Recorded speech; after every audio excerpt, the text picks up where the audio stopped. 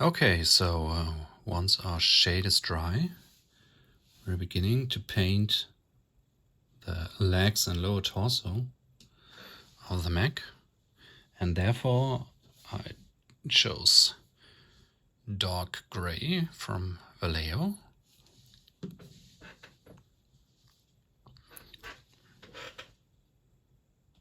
And we simply apply our paint that we thinned with just a little water to our mini.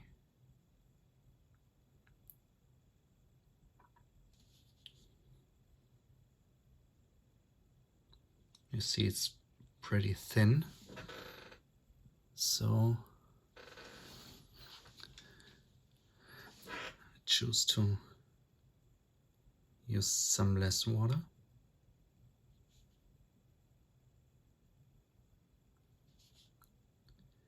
And it is important to keep the layers thin, otherwise we would cover some details, especially here on the feet, for example.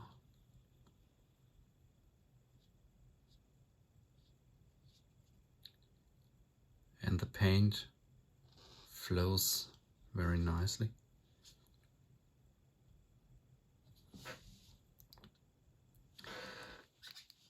And we definitely will need a second layer of the color, but that's absolutely okay. That's what we want, because otherwise we would have to use paint that is not enough thinned down, and it would clog the recesses. Sometimes it's a good idea to paint with paint that is so much thinned down, because you can see the effects, especially here on the edges, for which some people buy contrast paints, and you can achieve the same effect by thinning your paint a little more down, because the paint adheres better to the flat surfaces, and you see the undercoat on the edges through, because the paint adheres less there.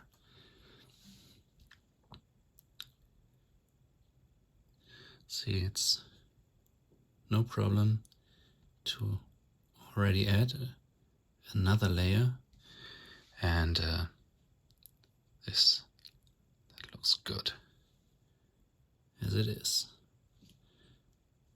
And as the paint is very thin, you see I'm doing this here extra.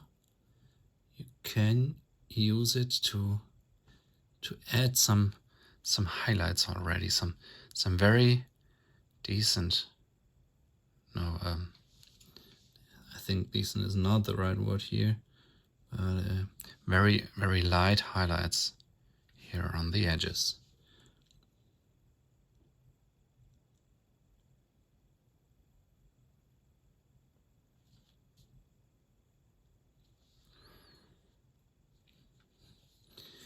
Okay, I paint the rest of the legs and lower torso and come back then. Alright, it's almost done with the gray parts, but you see that on that rocket launcher there's still paint missing, and I think I'd like to show you how you paint in such narrow areas. Okay, the autofocus likes the brush more than the model, it seems. You paint it from the edges to the middle, so you avoid messing around.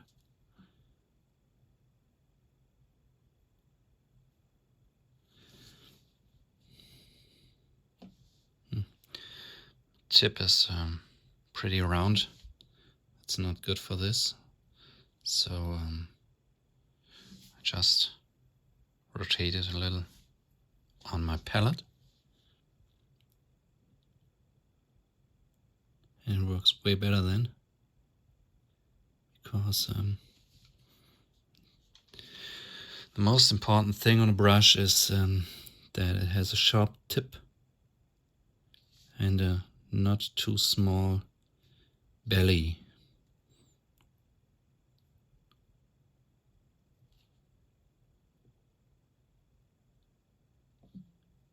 Okay, so need something to point.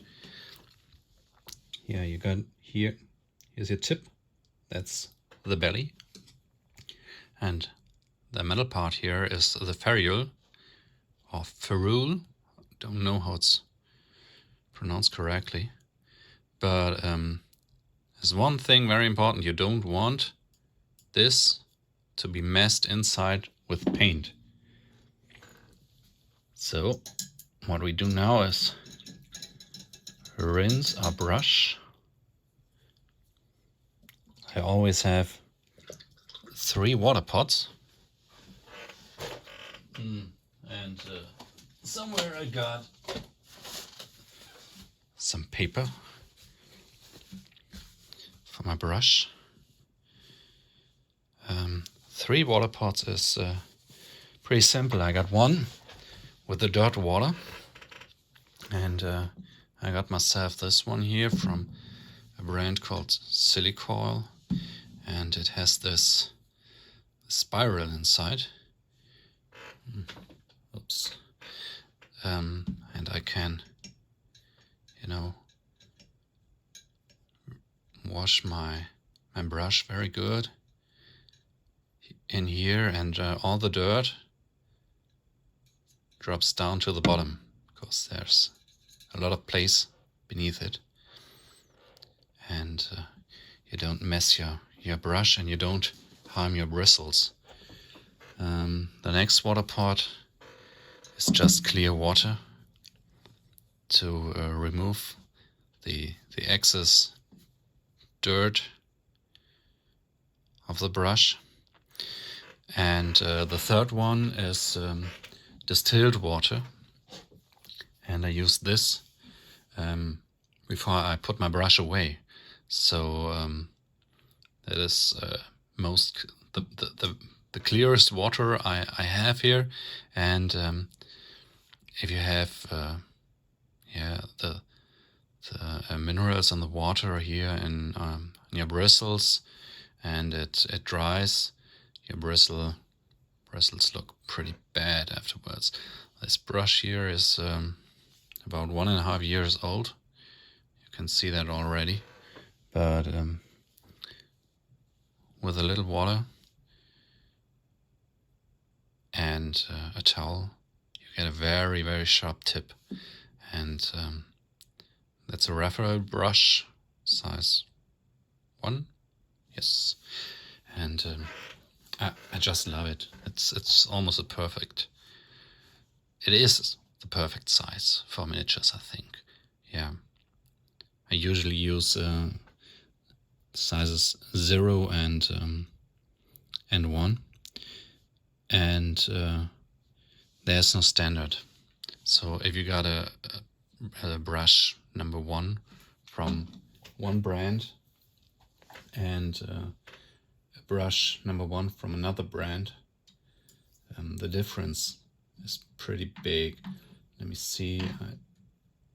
Let's see. Here's a 0.